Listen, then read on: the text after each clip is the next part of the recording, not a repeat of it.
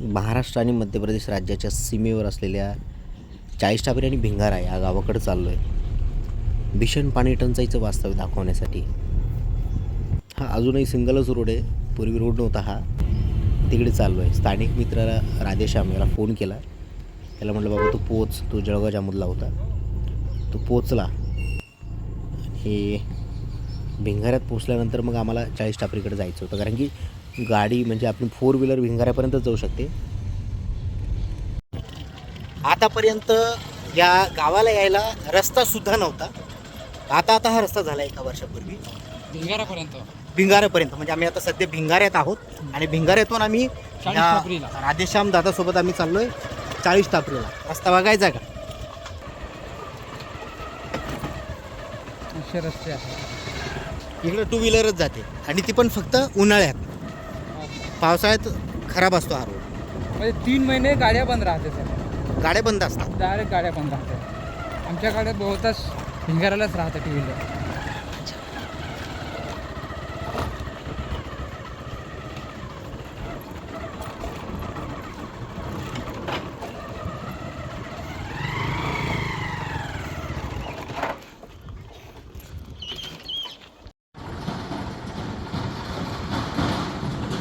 समोर कोण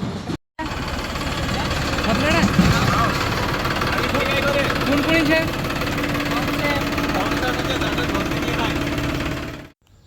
आणि अशा तऱ्हेनं भिंगाऱ्याहून 3-3.5 किलोमीटर नंतर आम्ही चाळीसटापरी या टुमदार आदिवासी पाड्यावर पोहोचलो. आहे ना छान छान घरं.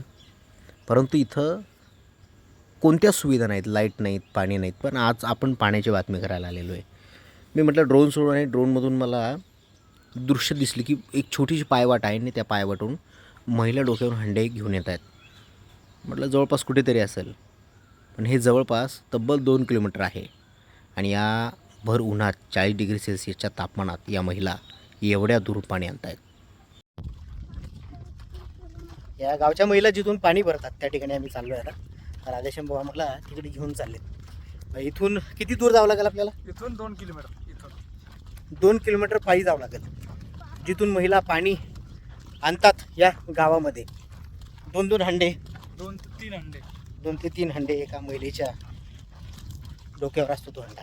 असे 8-10 जणांचे, मुलाचे आहे, लहान लहान बाळाचे काढले. मी अगोदरही बऱ्याच बातम्या केल्या.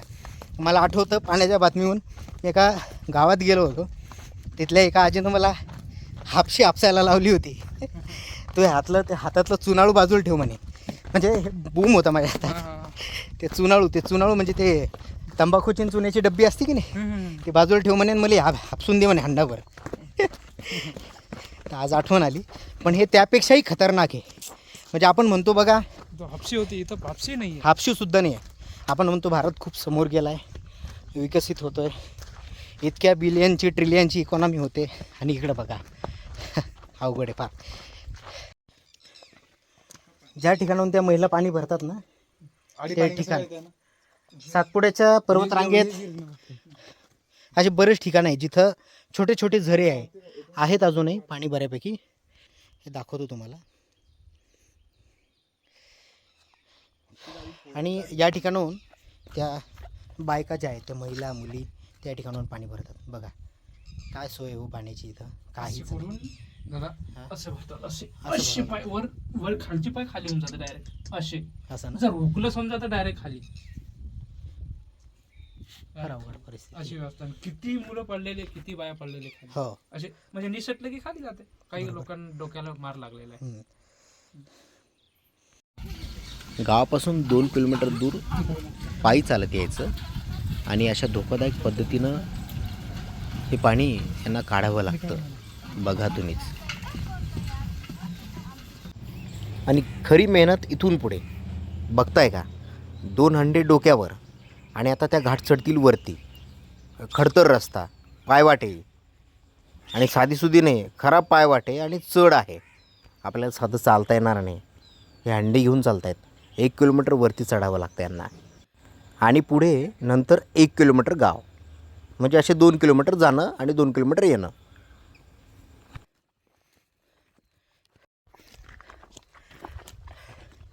आज नाही म्हणता 6:30 वाजले 40 टापरीमध्ये आपल्याला. आज ही पाणी टंचाईची बातमी माझी संपली, पण ही पाणी टंचाई आणि त्यांच्या डोक्यावर थंडा केव्हा उतरेल हे पाहणं महत्त्वाचं आहे.